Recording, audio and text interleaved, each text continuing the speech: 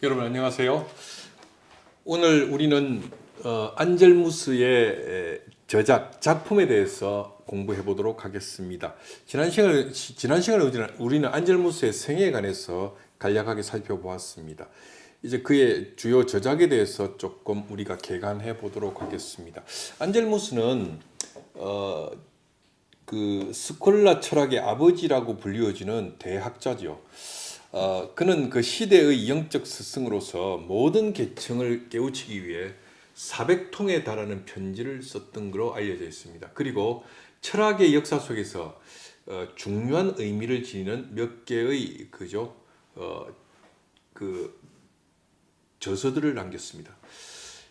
그의 저작 중에 우리가 좀 소개해 볼 저작은 모놀로기온이라는 것입니다. 이 모놀로기온을 안젤무스는 1077년에 저작한 것으로 알려져 있죠. 이 모놀로기온은 그의 최초의 작품입니다. 이 모놀로기온이란 말은 홀로 말한다라는 뜻이죠. 이 모노라는 것은 홀로 단독이라는 뜻이고 로기온이라는 것은 의록이라는 뜻이니까 말 내지는 의록이라는 뜻이니까 모놀로기온 하면 홀로 말하는 것, 이제 혼자서 말한 의록들 이런 뜻이죠. 혼자서 말한 의록. 그래서 뭐 그냥 우리가 단순하게 모놀로기오나 모놀로기온이라고 하면 홀로 말한다 정도로 번역할 수 있는 말입니다. 그래서 이것을 한자어로는 독어록이라고 번역하기도 하죠. 독이라는 홀로 독자에 그다음에 그 말어자 기록할 녹자를 써서 독어록 이렇게 번역하기도 하는 겁니다. 이 독어록 즉 모놀로기오는 이 동료 수도사들, 동료 수사들의 부탁으로 집필된 저작이지요. 안젤무스의 동료 수사들은 안젤무스에게 성경의 권위에 의존하지 않고 이성만으로 하나님, 즉 신을 증명하고 신에 대하여 묵상하는 책을 써달라고 요청합니다. 그리고 안젤무스는 그 동료 수사들의 요청에 부응해서 모놀로기온을 집필했던 것입니다. 안젤무스는 이 작품에서 성경과 전통, 교부들의 학설을 모두 배제하고 오로지 이성을 사용해서 합리적인 방식만으로 그리스도교의 진리를 증명하고자 노력했던 것입니다. 그렇게 함으로써 안젤무스는 이성을 성경 및 전통과 나란히 신학의 방법 내지는 원리로 자리매김하는데 공헌할 수 있었습니다.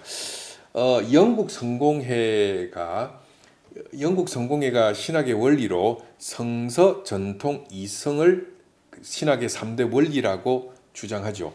성서와 전통과 이성이라는 이 신학의 원리를 가지고 신학을 해 나가자는 것입니다. 그랬을 때 성서, 즉 뭡니까? 스크립투라 사크라, 전통, 트라디치오, 이성, 라치오 이 신학의 원리를 성서, 전통, 이성으로 삼는 것은 바로 캔터베리의 주교였던 안젤무스의 영향이고 유산이라고 할 수 있죠. 이 모놀로기온에서 안젤무스는 하나님 존재를 증명한 신존재 증명을 시도하고 있는데 이 작품의 가치는 뭐냐 하면 성서나 즉 성경이나 교부들의 학설을 모두 배제하고 오로지 이성을 사용해서 합리적인 방식만으로 신의 존재를 증명하고자 했던 것입니다. 그렇게 함으로써 신자가 아닌 사람들에게 신의 존재를 증명할 수 있는 보편 증명의 길을 열어놓았다는 것이고요. 그리고 신자인 사람들에게도 바로 기독교적 진리는 성경이나 교부들의 학설, 즉 교부들의 교리에 의존하지 않더라도 하나님의 존재는 증명될 수 있다는 것을 보여줌으로써 신자들에게 믿음의 확신 내지는 신앙의 확신을 가져다 주는데 기여할 수 있었던 거지요. 그러니까 이런 겁니다. 어떤 기독교 신앙, 그리스도교 신앙의 변증이라는 것이 믿음의 공동체 속에서만 그냥 받아들여지고 용납이 되는 것으로는 뭔가 변증이 되는 게 변증이라고 말할 수는 없는 거죠. 왜냐하면 어떻게 보면 신자의 집단, 같은 믿음을 가진 공동체들에게는 믿음을 그렇게 논증하고 증명할 필요가 별로 없는 거죠. 정명이라는 것이 신앙의 속성은 아니지 않습니까? 믿는다는 것은요, 이성 이전의 문제 아니겠습니까? 예를 들면 예수님께서 무리를 걸어 오시는 사건이 복음서에 나오고 있는데 이것과 관계해서 신자들에게서는 그것을 설명하고 논증할 필요가 없는 겁니다. 신자들은 그것에 대해서 그냥 믿음으로 예수님께서 무리를 걸어 오셨다는 것을 받아들이죠. 그러나 신자가 아닌 사람들, 또 신자 중에서도 뭡니까? 이성적인 어떤 논리를 믿고 신봉하는 사람들은 그런 이야기를 들었을 때 믿겨지지 않는 것입니다. 그랬을 때 그들에게 뭡니까? 이성을 가지고, 합리성을 가지고 그 사태와 사건을 설명하고 변증했을 때 최소한 뭡니까? 그들이 기독교에 대한 신앙은 갖지 않더라고 할지라도 기독교 자체가 불합리하고 반이성적인 종교는 아니라는 것 정도까지는 그들을 설득할 수 있는 것 아니겠습니까? 자, 그런 의미에서 이 모놀로기온이라는 작품은 오늘날의 신학자들에게도 상당한 영향을 준 작품이죠. 20세기의 신학자 중에서도 기독교적인 진리가 그리스도교적인 진리나 사상이 신자에게만 받아들여서는 안 되고 신자가 아닌 사람들에게도 인문적인 진리와 지식으로서 설명되고 해명되고 논증되어져야 된다고 생각했던 신학자들이 있었죠. 그러니까 신학이라는 학문이 기독교라는 공동체 속에서 개토적으로만 받아들여지는 것이 아니라 보편성을 지향하는 학문으로서 신자든 아니든 모든 사람들에게 설득력 있게 해명되어져야 된다고 생각하는 신학자들이 있었습니다. 그 중에 대표적인 인물이 19세기 중후반기에 태어나서 20세기 초입을 살다간 네덜란드의 신학자인 헤르만 바빙크 같은 신학자도 그런 입장을 견지했던 인물이고요. 20세기의 그 대표적인 인물은 볼프하르트 판넨베르크 같은 인물이죠. 볼프하르트 판넨베르크도 바빙크와 마찬가지로 기독교적인 진리와 사상은 신자들에게만 받아들여지고 수용되는 사상이 아니라 신자가 아닌 사람들에게도 설득력 있는 인문적 지식으로 해명될 필요가 있다고 본 겁니다. 이러한 신학자들에게 모놀로기온에서의 하나님에 대한 존재 증명, 신존재 증명의 이런 방식은 굉장한 어떤 영감을 제공했던 책이라고 할 수가 있는 겁니다. 그래서 안젤무스는 이 모놀로기온에서 성서와 전통, 그 다음에 교부들의 학설을 모두 배제하고 오로지 이성을 사용해서 합리적인 방식만으로 그리스도교의 진리, 즉 특별히 신 존재를 증명하고자 했던 겁니다. 그렇게 함으로써 그는 성서 및 전통과 나란히 이성을 신학의 방법 내지는 원리로서 자리매김하는데 공헌했다는 사실을 그저 우리가 좀 염두에 둘 필요가 있는 것입니다.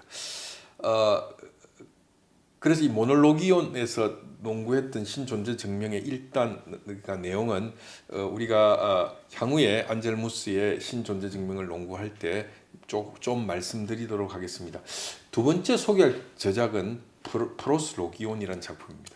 이 프로스로기온이라는 이 작품은 원래 이 프로스로기온이란 말 자체가 향하여 말한다 정도로 번역될 수 있는 말입니다. 그래서 프로스로기온이란 신을 향하여 말한다 또는 신을 향하여 기도한다라는 의미를 가지고 있습니다.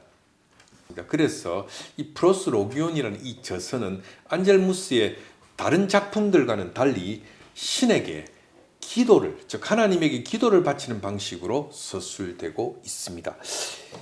이 책의 2장, 3장, 4장에 실린 유명한 신에 대한 존재론적 증명은 경험적인 사실을 전제하지 않은 채 순수하게 연역적인 방식으로만 신에 대한 존재 증명을 존재론적으로 시도하고 있습니다.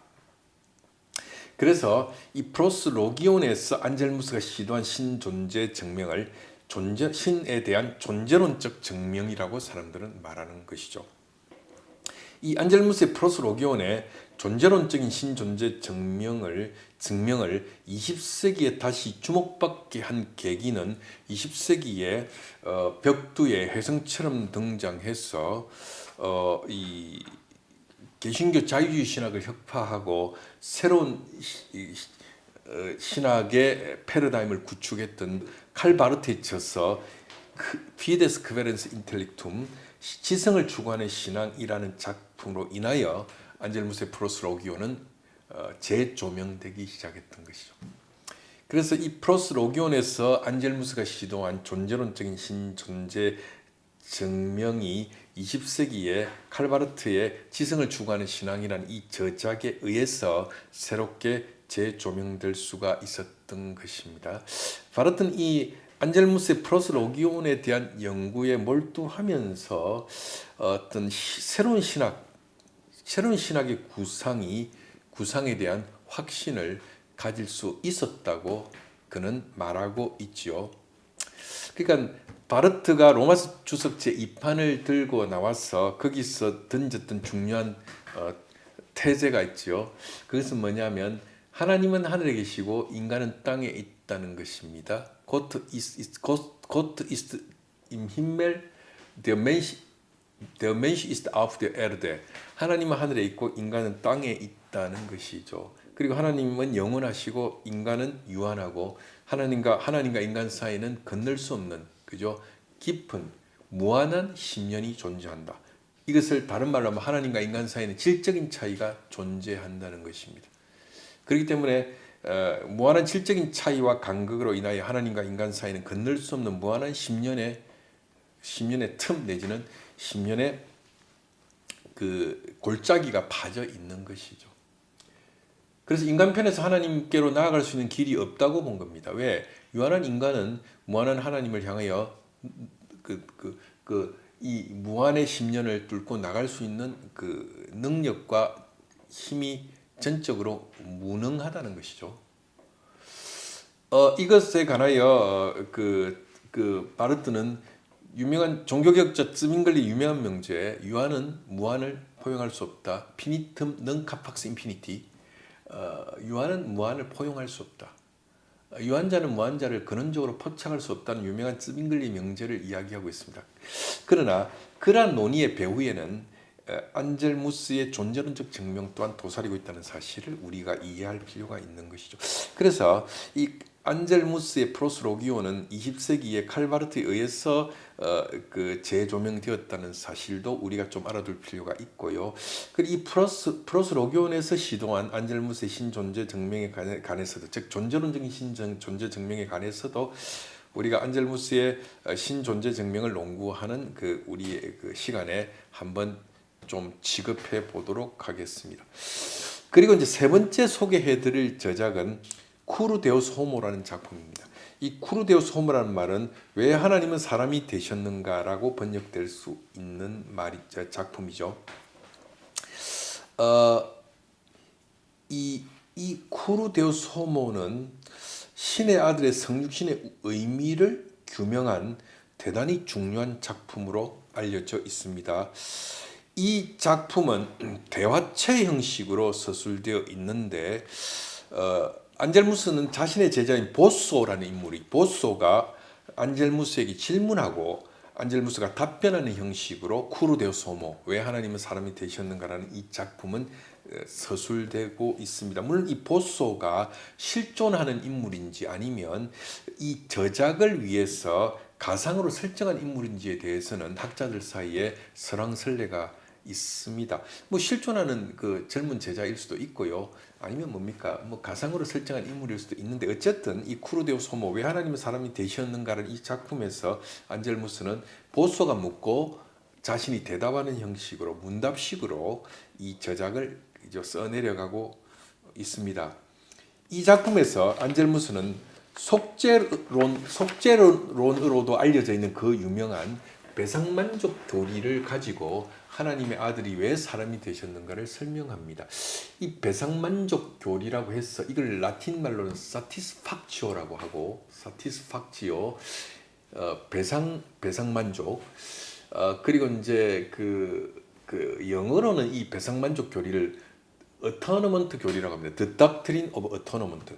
소위 속죄론이라고 말하지요. 근데 정확하게 이제 이 속죄론이라는 말보다는 이 안젤무스의 이 교리는 원래 쿠르데우스 호모에서 satisfactio 배상만족 교리라고 그죠? 그 배상만족 교리라고 이제 번역하는 것이 맞죠. 독일에서는 이걸 게눅퉁스레레라고 해서 이걸 배상만족 교리라고 그렇게 번역하는데, 이 영미권에서는 이것을 이제 이 사티스팍초를 어터너먼트라고 번역을 하더라고요.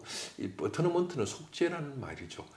물론 이 배상만족을 속죄라고 번역을 하는 것도 나름대로 이 배상만족 교리의 어떤 의미를 어떤 그 표현할 말로서 잘못된 표현은 아니지만, 어쨌든 배상만족 교리라고 이제 그 번역을 해야, 사티스팍초를 배상만족이라고 번역해야 원래 그 안젤무스의 의도에 그 부합되는 번역이라고 여겨집니다. 이 배상만족 교리의 전문은 이렇습니다. 이 쿠르 데우스 호모에서 안젤무스가 그 설명하는 배상만족은 이런 겁니다. 한 고귀한 자의 명예가 불의한 자에 의해서 훼손되면 이 훼손한 자가 그 고귀한 자의 명예를 보상할 때는 훼손한 정도로만 보상하면 안 되고 그 이상의 것을 보상해야만 그 고귀한 자, 명예로운 자의 명예가 회복될 수 있다는 것입니다. 예를 들면 그 한 고귀한 자의 영혼을 불의한 자가 명예를 훼손했을 때 5를 훼손했다고 합시다. 근데 5만으로 보상하면 안 되고 그 명예가 회복되려면 그 이상으로 보상을 해야 된다는 거예요. 8, 9, 10으로 보상을 해야 훼손된 명예가 비로소 회복될 수 있다는 것이 배상만족 교리의 중요한 개념이고 설명이죠. 안젤무스에 따르면 인간의 죄와 불의는 하나님의 명예를 심대하게 훼손시켰다는 것입니다.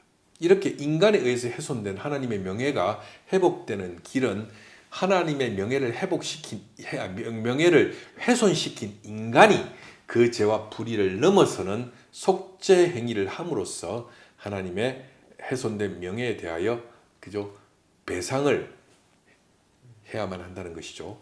그러나 인간은 하나님의 명예를 훼손시킨 자신 죄와 불의를 하나님께 배상할 수 있는 그 어떤 속죄 행위도 행할 수 있는 능력이 없다는 것입니다.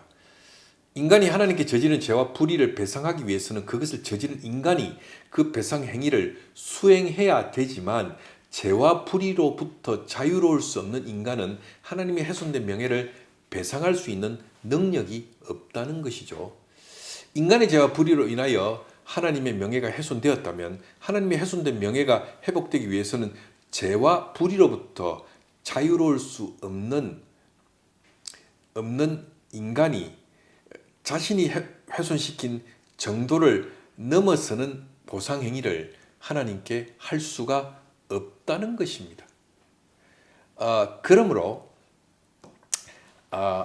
전적으로 무죄하고 의로운 존재만이 그러한 배상을 하나님께 수행할 수 있다는 것이죠. 그러므로 인간을 위해 속죄 행위, 즉 하나님께 배상을 수행할 수 있는 분의 조건은 인간이면서 동시에 하나님이셔야만 한다는 것입니다. 하나님의 명예를 훼손시킨 존재가 인간이므로 배상의 주체는 인간이 되어야만 하지만, 또한 하나님의 훼손된 명예에 대하여 그 이상의 보상을 죄인인 인간이 수행할 수 없기 때문에 오직 무죄하신 분, 오직 의로우신 분만이 그것을 수행할 수 있다는 것입니다. 그래서 하나님의 아들이 사람이 되셔야만 했다는 것이 바로 하나님의 아들이 성육신 하신 이유에 대한 안젤무스의 설명인 것이죠.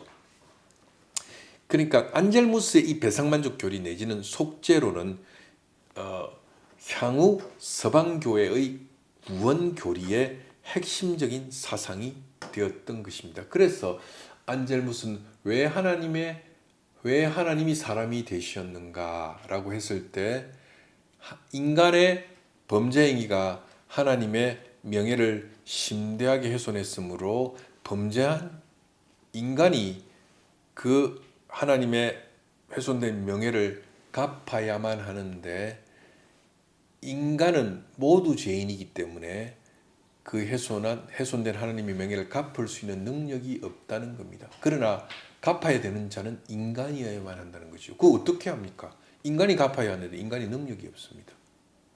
그러면 모든 불의로부터 죄가 없는 분은 신적인 존재, 즉 하나님이셔야만 하는데 하나님이 인간의 죄를 갚을 수는 없는 겁니다. 왜? 인간이 하나님 앞에서 범죄했기 때문에 갚아야 되는 자는 인간이기 때문이죠. 그러나 그래서 이 속죄를 해야 될 어떤 속죄자의 요건은 인간이라야 한다는 겁니다. 그런데 그것만으로 안 됩니다. 무죄해야 되는 것이죠. 전적으로 정의로워야 되는 것이죠. 그런데 인간 중에 전적으로 정의로운 존재는 없는 겁니다. 그러니까 인간이 그것을 감당해야 되는데 인간 가운데 그런 요건을 갖춘 존재가 없다는 거죠. 그 무죄하고 전적으로 정의로운 분은 신적 존재 하나님밖에 없는데 하나님께서 하나님에 대하여 범죄를 한 것은 아니기 때문에 하나님이 이것을 갚을 수는 배상 만족을 할 수는 없는 겁니다. 그렇기 때문에 하나님의 아들이 사람이 되셔야만 했다는 것이죠.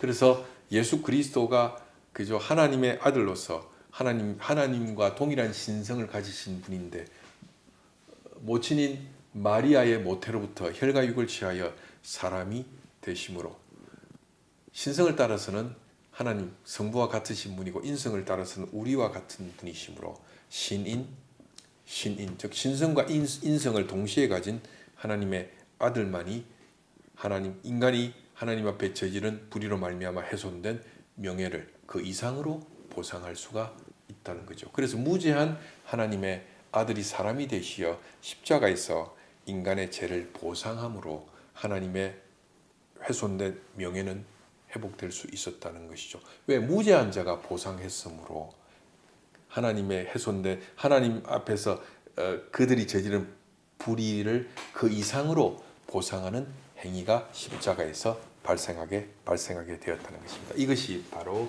안젤무스가 쿠르데오 소모에서 설명하는 하나님의 아들의 사람 되심과 하나님의 아들이 사람 되신 예수 그리스도가 십자가에서 대속하신 배상만족 교리에 대한 안젤무스의 설명인 것이죠. 안젤무스의 이 배상만족 교리는 방금도 말씀드렸다시피 서방교의 구원론의 핵심적인 교리가 되었습니다.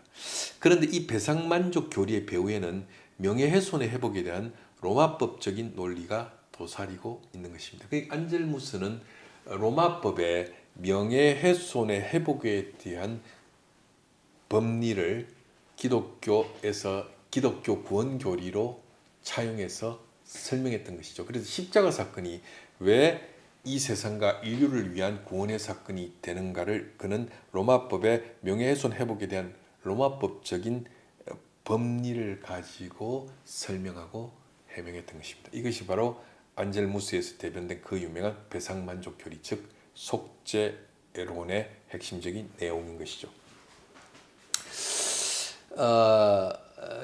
그러나 여기에 이 배상만족 교리, 즉 속죄론에 대한 비판이 없는 것은 아닙니다. 안젤무스 당시에 이 배상만족 교리를 비판했던 인물로 중세의 풍은하로 알려져 있는 아벨라르두스라는 인물을 꼽을 수가 있죠. 아벨라르두스는 이 배상만족 교리에 대하여 안젤무스에게 신랄하게 비판하면서 논쟁을 걸어왔던 인물이죠. 여기에 대해서도 아벨라르투스의 사상을 공부하면서 우리가 좀 살펴볼 것입니다. 그리고 20세기에 들어와서는 이 배상만족 교리, 속죄론을 비판했던 대표적인 인물이 바로 파울 틸리 같은 신학자들이죠. 이 파울 틸리 같은 인물도 안젤무스의 배상만족 교리를 비판했는데 틸리에 따르면 하나님에 대하여 하나님을 자신의 아들의 피를 보지 않으면 그걸 결코 용서할 줄을 모르는 피에 굶주린 몰록으로 하나님을 만드는 교리라고 이 배상만족 교리는 문제가 있다고 비판을 했던 거죠. 이 몰록이라는 것은 구약에 나오는 거죠. 쉽게 말하면 반드시 피를 봐야 인간에게 자비를 베푸는 피에 굶주린 그 폭력의 신이죠. 그래서 하나님을 피에 굶주린 몰록으로 만드는 교리라고 틸리는 혹평했던 것입니다. 그러나 칼바르트 같은 신학자는 틸리에 대항해서 이 배상만족 교리를 그리스도교 구원론의 핵심적인 교리로서 배상만족 교리의 불가피성을 강력하게 주장했던 것입니다. 바르트에 따르면 어쨌거나 저쨌거나 이 배상만족 교리는 기독교의 십자가, 그리스도교의 십자가 사건이 왜 이 세상과 인류를 위한 구원의 사건, 즉 속죄의 사건이 되는가를 설명함에 있어서 그죠? 우리가 포기할 수 없는 기독교가 포기할 그리스도교가 포기할 수 없는 불가피한 교리라고 말했던 것입니다.